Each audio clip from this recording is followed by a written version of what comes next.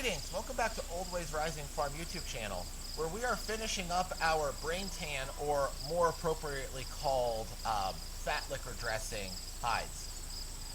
Now, I have previous videos on the whole process of doing this, and I'll put a link up at the top of the screen to the playlist that contains all of that information, so you can see how we got to this step.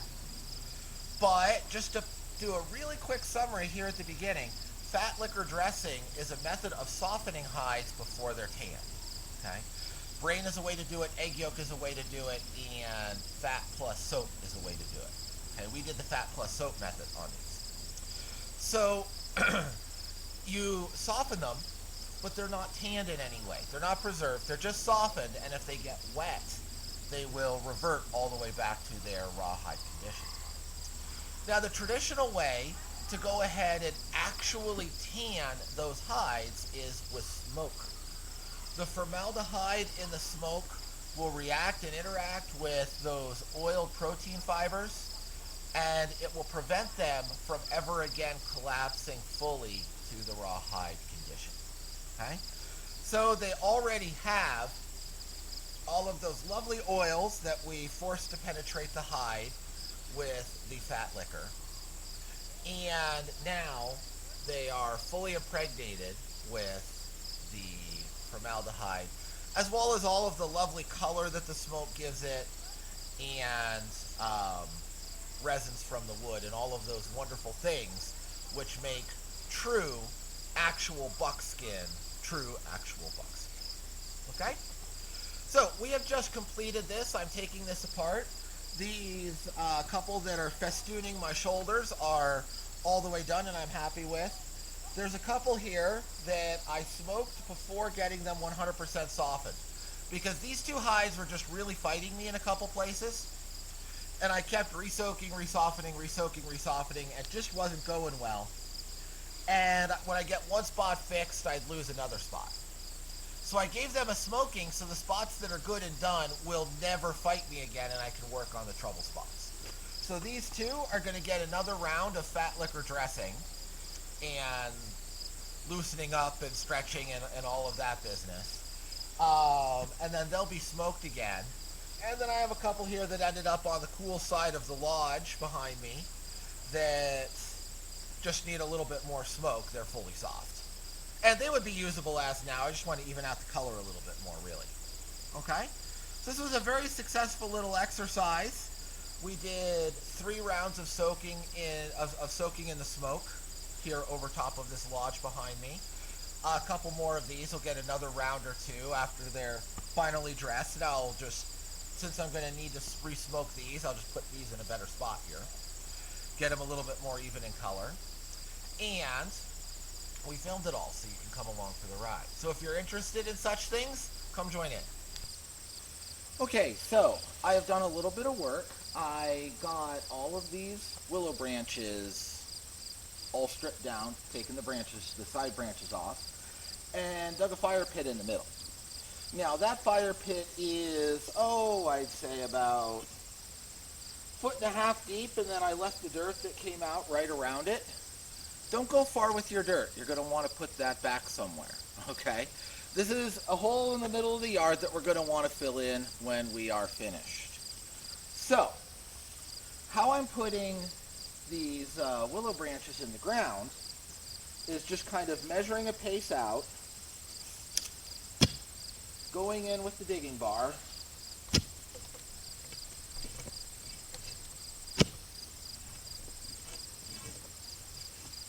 making a basic hole like that. Then we're taking the branch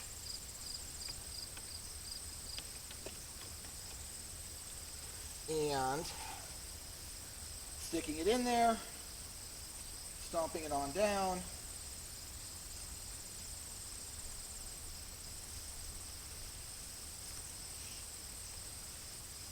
and then we will take the digging bar and just kind of tamp it in to make sure it's good and anchored. Now, this is a lodge to smoke 1 round of hides. This is not something that I expect to last a long time. So it only has to be so strong. It only has to be so big, it only has to be so strong. We're not going ham with stuff.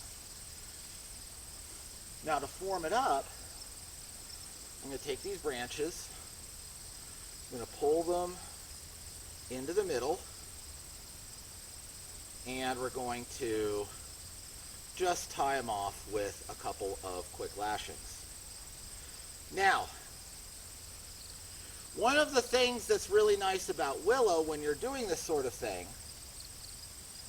is that in the spring and summer, you can strip the bark off and use the bark as the cordage to tie your lodge together. However, we are near the end of August, and as you get closer and closer to winter dormancy, the bark sticks more and more.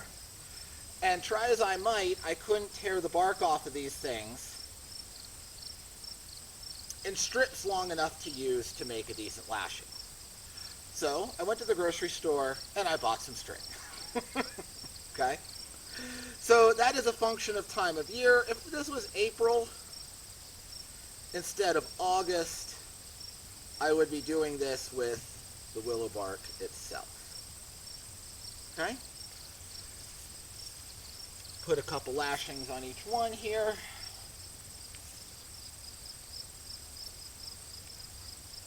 Doesn't have to be any particular shape. Remember, this is one smoking of one batch of hides, and that's all it needs to hold together.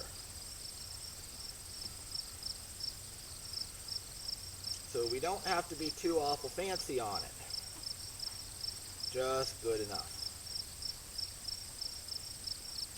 So there's the first pair brought in over the fire pit. Cut my strings a little long, that's okay too. Now we'll go perpendicular to that.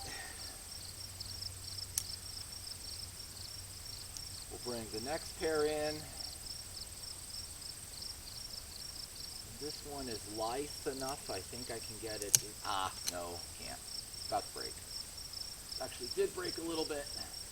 That is the other thing that happens later in the season. They get more brittle.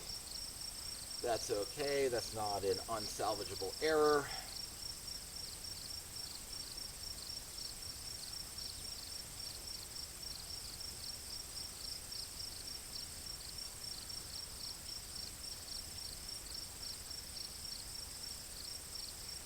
This is much easier to do April through July than it is at the end of August and September.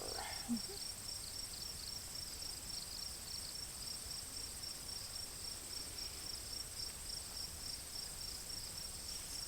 And then even though this broke a little bit here, I can tie it off to the end of this one and it will still hold together well enough to hold our hides up. So I'm going to keep going and doing this. We'll rejoin when we get to the next stage of building this little structure. So here we go. I have all of these tied together just like those first couple pairs. And then I took the little tops of brush, like this guy over here, and just worked them in to give extra support for the hides. Okay?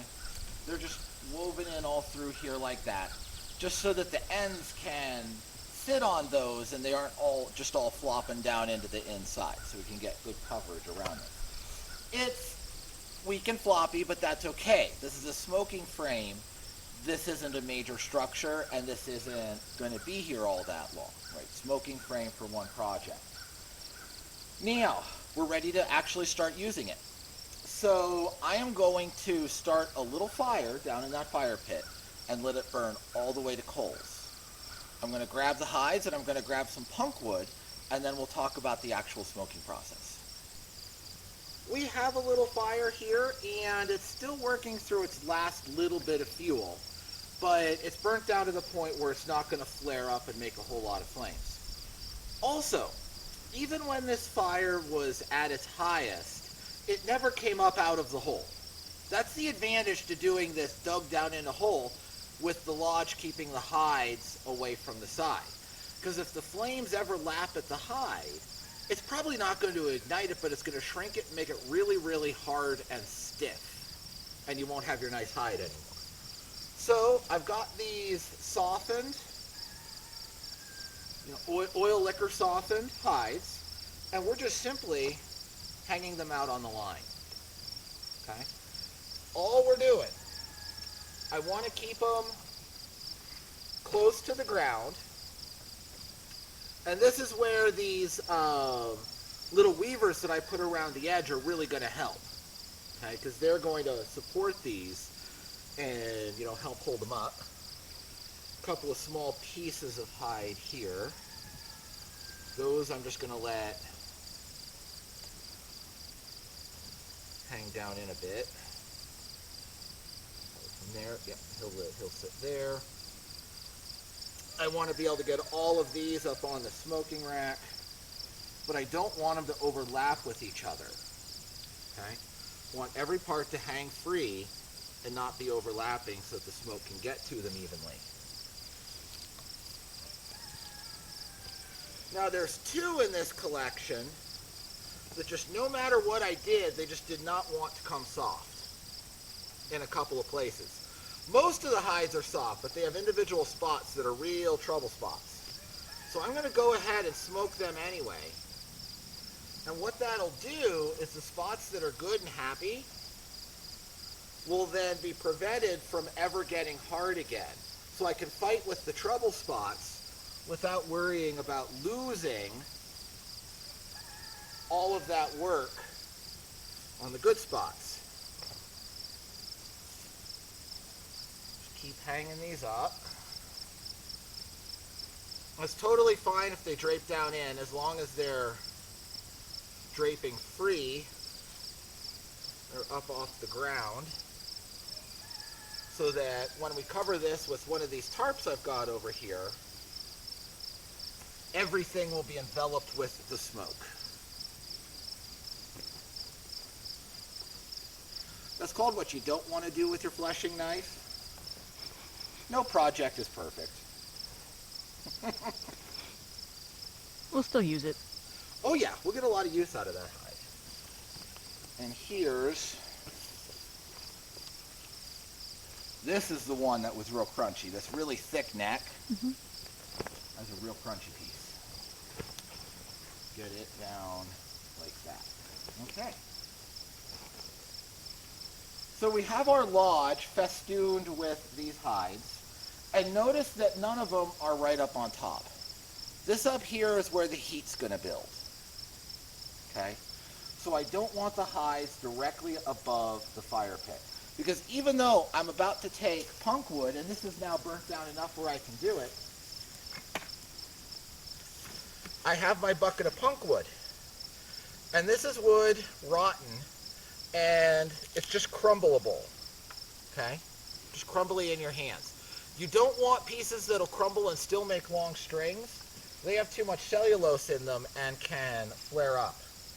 You want this stuff that's just, crumbly, brash, breaks without any fibers being visible.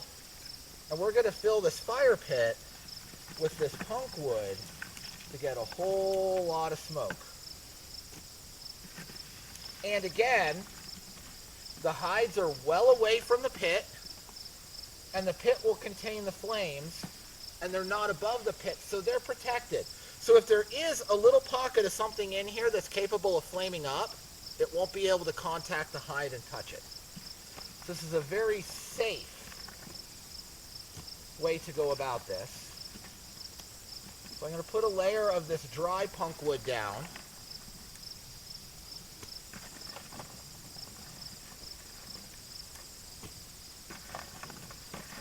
And look at how that smoke's billowing now.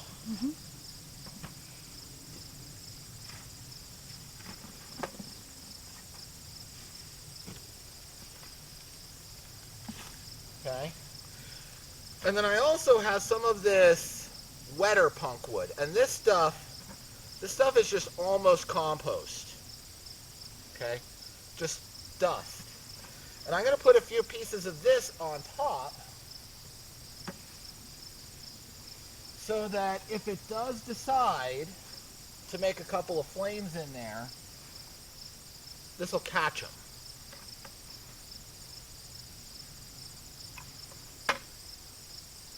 Okay. I have my hand, let me take this hide down so you can see. I have my hand right here down in the fire pit and I'm not being burnt. Okay. This is very billowy, cold smoke that we're making here. Okay, that's what we want. So I'll put this hide back up. Maximum smoke, minimum heat.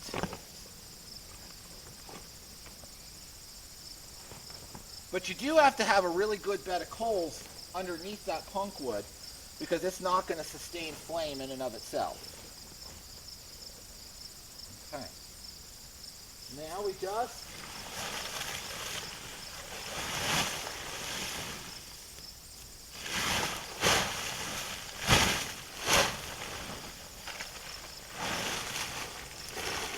close it off.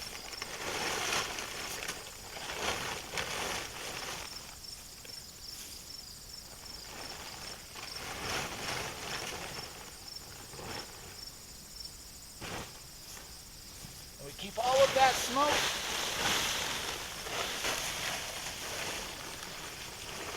in that lodge.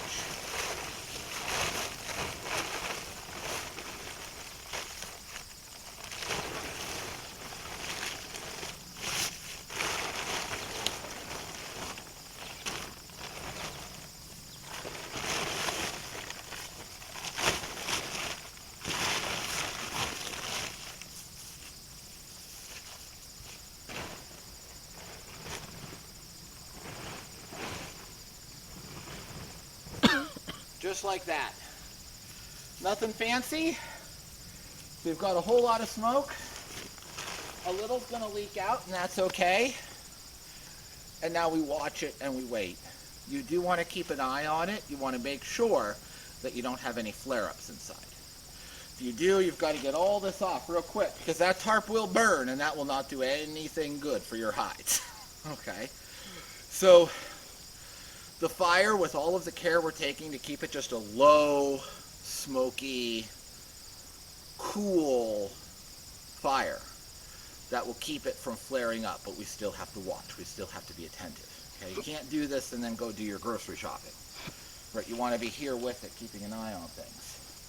So, I'm going to do that. I'm going to keep an eye on things, probably till dark. I'm going to leave this, it's about, what is it, 5:30? 5:36 right now? Yeah. It's getting dark right around 8. That's about when I'll take it off and see how the hides are doing. Now, I'm doing this a little bit early, but this is about the last point this evening that I'm going to have enough light to film something. So I want to go in. I'm going to let this go through and let them smoke even after it gets dark here. But I need to tend the fire a little bit because I can see the smoke is still coming out, but not as billowy as it was when I first set things up. So I need to pay a little attention to the fire, and I want to flip the hides because this tarp will allow smoke down around the edges. They should be smoking from both sides at once, but obviously one of those hides is exposed to the smoke much more directly than the other. So while I have the light to do it,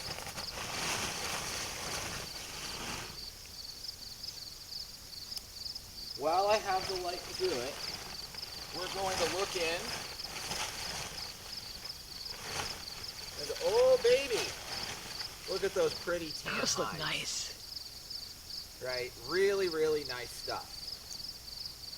They're still soft, they're still supple, they're still lovely, okay? But I'm going to put them so that you can see there's a gradient, right? You can see how the neck that was up high is really well smoked, and this base, which was closer to the ground, isn't, okay? So we're simply going to reverse that, okay? Take all of these, just put them up, upside down from where they were before, okay? That's all there is to it. You can also see, this one you can really see, where the sticks are. It's blocking, right? They have almost like tan lines. Okay? So they need a shuffle. So the whitest section is going to go up, more exposed toward the top and toward the inside, and the darker sections are going to be left lower and toward the outside. I'm going to add some more punk wood into my fire because it's getting a little low, and that's all I'm going to be doing. So I'll see you in the morning and we'll look at the finished hides. Welcome to tomorrow morning. Now, I showed you the initial setup and the first flipping of the hides and restarting of the fire. I did that once more after dark. Came out with a flashlight and turned all the hides a little bit, restarted the fire again, and gave them a third round of smoking. And each of these rounds of smoking were, 2 hours or so till I needed to put some more punk wood on the fire. And I just left it overnight. I didn't do anything with it. I watched it until I knew that the fire was down, and it was 2.5 healthy hours since the last time I put anything on. No more smoke coming out. But I knew that there was some smoke in here, so I just left them with it overnight. I didn't do anything. So we'll take it apart, and we will look at our hides. And they should very easily be very done by now.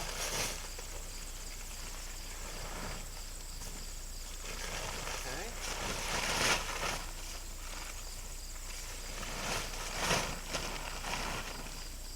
And sure enough, look at that nice, beautiful tawny orange that we have. We have nice, consistent coloration. They still have that nice stretch, all that nice bounce. They've drawn a little bit of humidity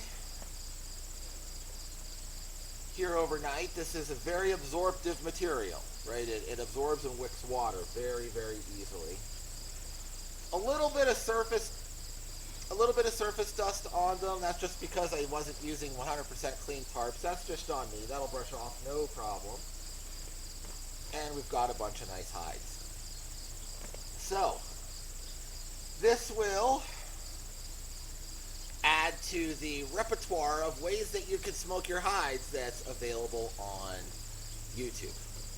Now, if you want to see somebody doing this with the hide bag method, go check out a YouTube channel called Buckskin Revolution.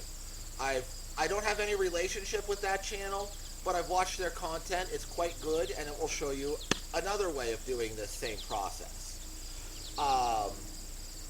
But we're coming up on deer season here. These hides are going to start to be available again, and it takes a good amount of time to go through the whole process, from the bucking to the softening. The bucking, the dehairing, the softening, the smoking, it takes a while to get through this. But the starting material is about to become available soon, and I hope that you will consider making some wonderful, lovely things out of the deer that you get. Or if you're not a hunter, talk to your local hunters, talk to local butcher shops, and use some waste products that might otherwise be thrown away. Okay? Talk to your friends and neighbors, and you'll find a source of some hides that nobody's doing anything with. Okay? They're not that hard to come up with. So I hope that you will try this at home. If you've enjoyed this, I hope that you would give it a thumbs up. I am always most grateful when you do, because it helps the YouTube algorithm know that you've enjoyed it and show it to other folks. And I hope that you will join us here next time at Old Ways Rising Farm.